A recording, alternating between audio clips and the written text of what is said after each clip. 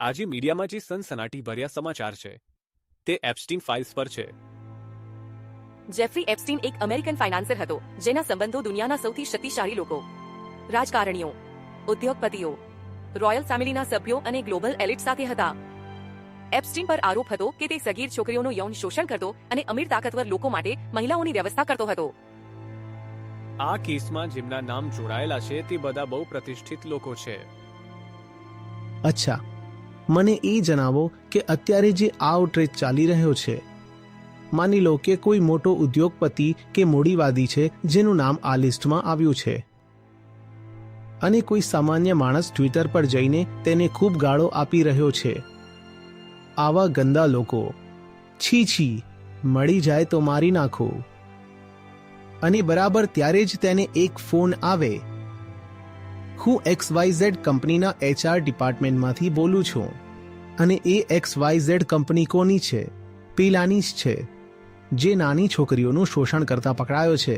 HR કહે છે કે તમે અત્યારે જેટલી સેલરી પર કામ કરો છો તેના પર હું તમને 10% વધારો આપીશ।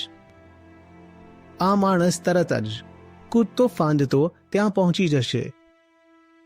બસ એ 10%ના વધારા માટે માણસ 100 રૂપિયામાં વેચાઈ જાય છે। આખી દુનિયામાં નથી જોતા કે શું ચાલી રહ્યું છે। માણસ, અંતરાત્મા, વોટ, આશિકી, બધાની ખરીદ વેચાણ ચાલુ છે। તો આ બધો આક્રોશ પણ ત્યાં સુધી છે જ્યાં સુધી આપણો પોતાનો કોઈ સ્વાર્થ ફસાયેલો નથી। જેવો 10%નો વધારો મળશે કે તરત જ બધું બદલાઈ જશે।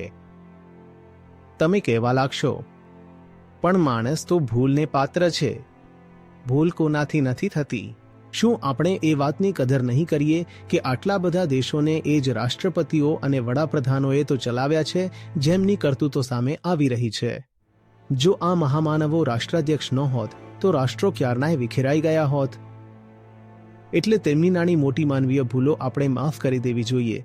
લાવ બેટા, પેલા 10%નો વધારો આપતો। આ આપણી દુનિયા છે, આ બિલકુલ આપણા જેવી જ છે।